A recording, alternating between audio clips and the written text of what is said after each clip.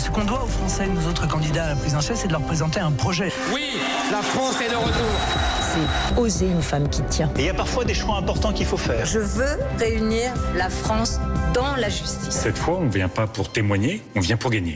La semaine politique Europe 1, Paris Match, JDD, Pierre de Villeneuve.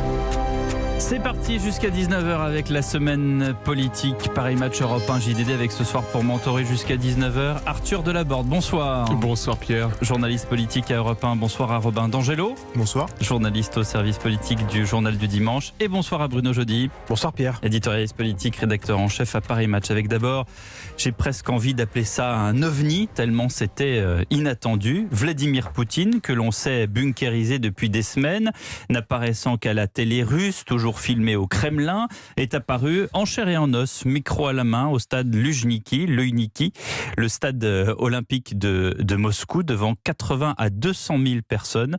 Stade bondé, des jeunes avec des banderoles et des drapeaux russes inondant les images.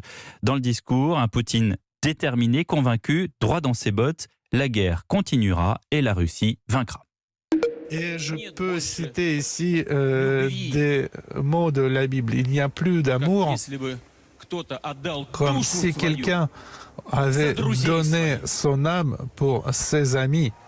Le plus important, c'est qu'il faut mentionner, c'est une valeur qui en fait est commune à tout le monde, quelle que soit leur confession. Et c'est une valeur commune pour les habitants de notre pays. Et la preuve de cela, c'est la manière dont agissent nos militaires pendant cette opération. Ils sont tous ensemble, ils s'épaulent, ils s'entraident. Et si besoin, ils couvrent leurs camarades dans le combat comme si c'était un frère. Voilà. C'est vrai que, alors je ne sais pas si vous avez eu la même réaction, Bruno Jeudi, il est apparu un peu par surprise, ce Vladimir Poutine au milieu de ce stade. Je crois qu'en fait, il faut bien se rendre compte que cette guerre en Ukraine, c'est aussi beaucoup une guerre de communication. Et Vladimir Poutine, sur ce terrain-là, il a plutôt... j'allais dire, là aussi, il a perdu. Il a perdu, on le sait, militairement, c'est très compliqué. Il pensait gagner en une semaine et ça s'enlise. Politiquement, il est devenu paria dans toutes les institutions internationales et maintenant, on veut le déférer comme criminel de guerre. Et j'allais dire... D'abord, il a perdu aussi sur le plan de la communication parce que il est tombé sur un os qui s'appelle Zelensky, qui est beaucoup plus doué que lui, qui a une communication plus moderne. Et lui, il a été avec sa communication dans son bureau, assez soviétique, assez pataude. Complètement soviétique. Et là aujourd'hui, je pense qu'il essaie de faire quelque chose pour montrer qu'il a des partisans. Il est avec sa doudoune dans un stade, donc il essaie de reprendre la main au moins sur le plan de la communication. Et il sait bien que la force des réseaux, l'autre, il sait en jouer de manière très très habile encore à chaque fois que pour mettre la pression sur les Occidentaux, il sait sur tous les tableaux Zelensky. Or Poutine, il a plutôt perdu là aussi. Arthur Delaborde, comment est-ce que vous avez vu ce Poutine cet après-midi? Je pense qu'il s'adresse surtout aux Russes à travers cette démonstration de force, quand même un stade rempli. Effectivement, il doit aussi se démarquer plus là sur le plan international par rapport à Zelensky qui est, c'est vrai, enchaîne des séquences de communication qui sont plutôt bonnes. On l'a vu à l'aise devant le Congrès, devant le Parlement européen, devant le Conseil de l'Europe. Donc il essaye à la fois d'occuper les deux terrains, mais je pense que ça s'adressait surtout aux Russes aujourd'hui, cette démonstration dans le stade. On ne sait pas trop qui y avait dans le stade, en fait, c'est ça le truc. C'est que je pense que on ne sait jamais vraiment, qui y avait dans ce stade. Robin D'Angelo. Je pense qu'on regarde cette guerre de propagande de notre point de vue d'Européens, mais voilà, c'est intéressant évidemment de changer la perspective et aussi de regarder ce que les Russes en pensent. Est-ce que les Russes pensent que Vladimir Poutine est en train aussi de perdre cette guerre d'image? Ça, on n'en est pas sûr du tout. Il faut aussi voir qu'il s'adresse à d'autres pays, peut-être aussi, la Chine, l'Inde. Donc je ne serais peut-être pas aussi sûr que la guerre de communication soit forcément perdue par Poutine sur tous les plans. Il y a encore des cartes à jouer. Voilà, et d'autant plus que chez nous, il y a cette petite musique qui monte de la paix, il faut chercher la paix, et on a l'impression qu'aujourd'hui, chercher la paix, finalement, c'est céder aux requêtes de Poutine, qui quand même joue bien le côté on va faire des pourparlers avec Zelensky, donnant l'impression que finalement, Zelensky Zelensky qui veut pas la paix.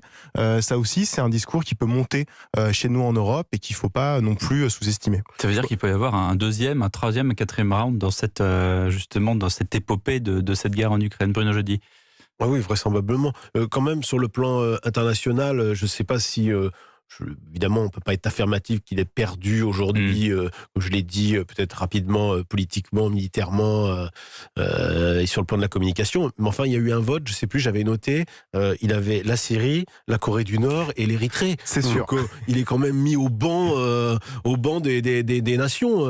Poutine, il a perdu ça quand même dans cette affaire. Et une Chine qui s'est abstenue. Comment ? Il y a une Chine qui s'est abstenue. Donc il était quand même, un signe aussi. Il était quand même reçu. Enfin, il était reçu partout. Enfin bon, même si avec la Covid, il ne sortait plus. C'est d'ailleurs, les spécialistes disent que c'est une des raisons de l'évolution psychologique de Vladimir Poutine. Enfin, ce qui est certain, c'est que il est quand même mis au banc et que même les Chinois s'en approchent. Mais bon, donc je pense que là aujourd'hui, et là je vous rejoins.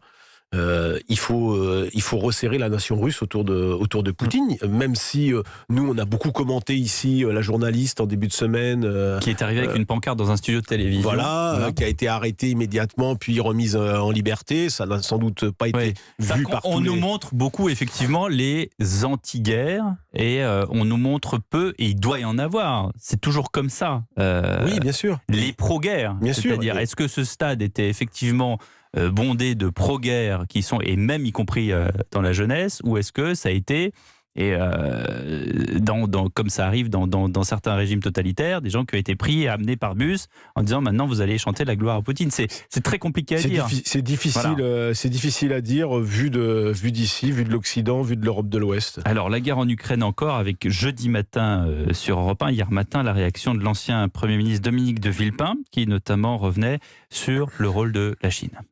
Aujourd'hui, la Chine est devant un choix majeur, qui l'engage pour longtemps.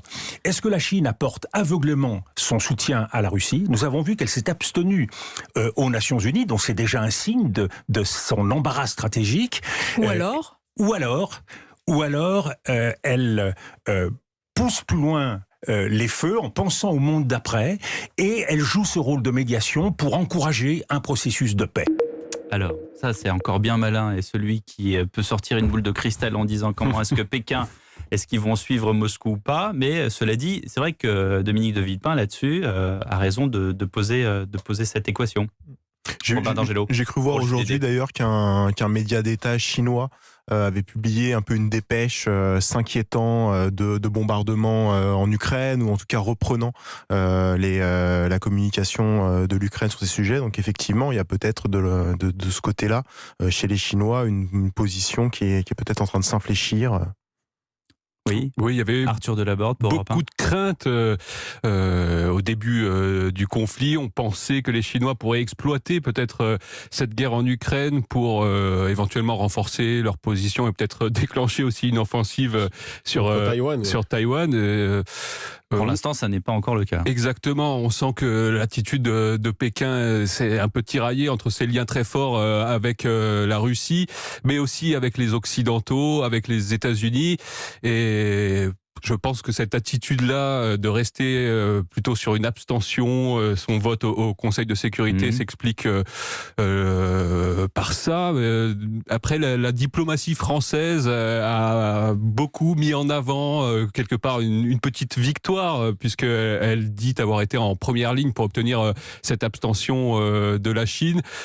Je suis pas convaincu non plus que ça soit vraiment le fait des diplomates français. Occidentaux, en tout cas. Exactement. Ouais. Je pense que la Chine joue son propre jeu et finalement est droit dans ses bottes. Et il faut dire que en général, les Chinois ne sont pas non plus portés vers l'offensive militaire. Ils ont un rapport au temps qui est très différent du nôtre. Ils s'inscrivent beaucoup dans le temps long. On l'a vu par exemple au Tibet, où plutôt que... Bon, il y a eu évidemment un rapport de force et également militaire sur le terrain, mais la victoire quelque part de l'ethnie Han, qui est majoritaire en Chine, au Tibet, ça a été de peupler progressivement pendant des décennies le Tibet avec des Han majoritaires pour arriver quelque part à obtenir une victoire de fait. Arthur, vous qui suivez justement l'exécutif et la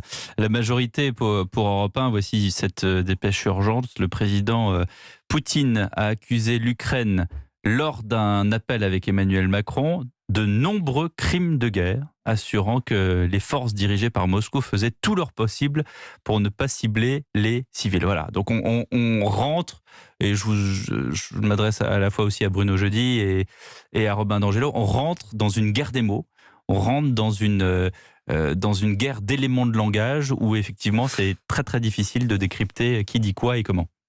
Oui, c'est propagande contre propagande. Il faut reconnaître que l'armée ukrainienne elle-même ne veut pas d'embedded de presse occidentale, ce qui évidemment fait qu'il n'y a pas d'image. Ils filment beaucoup, donc voilà, il y a eu des doutes sur certaines attaques, on ne sait pas exactement. Bon, après, il n'en reste pas moins que c'est lui qui envahit l'Ukraine au départ. Oui. C'est lui qui, sous couvert de vouloir reprendre le Donbass, en fait, donne l'assaut sur les villes plus à l'ouest, dont toute la banlieue de Kiev. Et au bout de 23 jours de guerre, il est planté.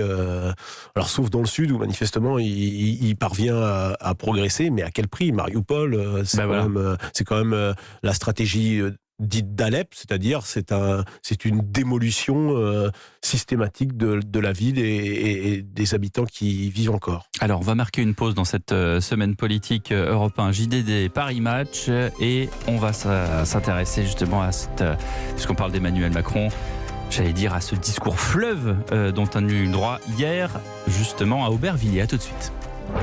La semaine politique. Pierre de Villeneuve sur Europe 1.